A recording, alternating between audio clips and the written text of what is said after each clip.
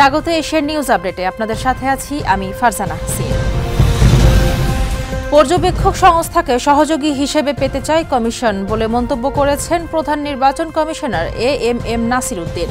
সকালে দেশীয় 40টি পর্যবেক্ষক সংস্থার প্রতিনিধির সঙ্গে চলা সংলাপে এমন মন্তব্য করেন তিনি। সিএসি বলেন, জাতিকে একটি সুষ্ঠু, সুন্দর ও বিশ্বাসযোগ্য নির্বাচন উপহার দিতে চাই। অতীতের ভুল ভ্রান্তি ভুলে সেখান থেকে শিক্ষা নিয়ে এগিয়ে যেতে চাই। সবার সহযোগিতা লাগবে ভালো নির্বাচনের জন্য। পর্যবেক্ষক সংস্থার দায়িত্ব নির্বাচন পর্যবেক্ষণ করা উল্লেখ করে বলেন, পর্যবেক্ষকদের রিপোর্টিং হবে স্মার্ট রিপোর্টিং। এটি যেন বাস্তবতার নিরিখে করা হয়। কুষ্টিয়ায় 6 জনকে হত্যার ঘটনায় মানবতা বিরোধী অপরাধের মামলায় আওয়ামী লীগের যুগ্ম সাধারণ সম্পাদক মাহবুবুল আলম হানিফ সহ 4 জনের বিরুদ্ধে সূচনা বক্তব্য শেষ হয়েছে। এই মামলার সাক্ষ্য গ্রহণ আগামী 8 ডিসেম্বর থেকে শুরু হবে বলে জানিয়েছেন আদালত।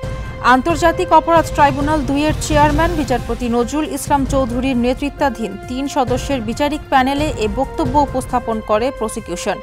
আন্তর্জাতিক অপরাধ ট্রাইব্যুনাল 2 এ সূচনা বক্তব্য উপস্থাপন করেন প্রসিকিউটর মিজানুল ইসলাম।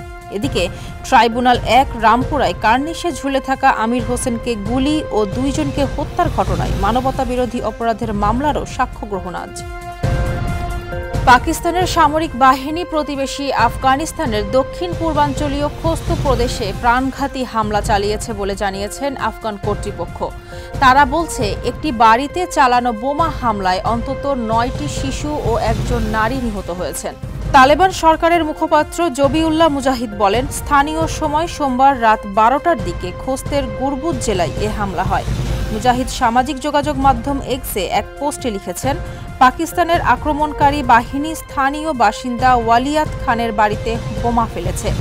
মুখপাত্র আরও বলেন, এ হামলায় 9 শিশু এবং 1 নারী নিহত হয়েছেন। বাড়িটিও পুরোপুরি ধ্বংস হয়েছে। এসব হামলায় অন্তত 4 বেসামরিক লোক আহত হয়েছেন। কাতারের দোহায় অনুষ্ঠিত অনূর্ধ্ব 17 বিশ্বকাপের সেমিফাইনালে অবিশ্বাস্য নাটকীয়তায় ব্রাজিলকে পরাজিত করে প্রথমবারের মতো ফাইনালে উঠেছে পর্তুগাল। সোমবার রাতে 90 মিনিটের উত্তেজনাপূর্ণ গোলশূন্য লড়াই শেষে টাই ব্রেকারে 6-5 ব্যবধানে জয় পায় পর্তুগিজ তরুণরা। ম্যাচের শুরু থেকেই 2 দলই আক্রমণাত্মক ফুটবল উপহার দেয়। ব্রাজিলের গতি আর ব্যক্তিগত নৈপুণ্য বেশ কয়েকবার পর্তুগালের বক্সে হুমকি তৈরি করলেও প্রতিপক্ষ গোলরক্ষকের দুর্দান্ত পারফরম্যান্সে গোল করতে পারেনি সেলসাওরা।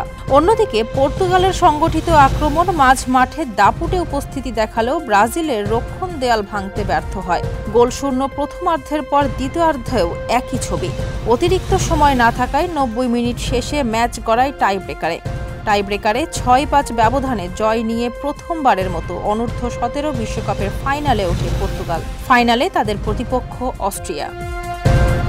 দর্শক, এই ছিল এশিয়ান নিউজ আপডেট। আমাদের পরের আয়োজন দেখার আমন্ত্রণ রইল। ধন্যবাদ সাথে থাকার জন্য।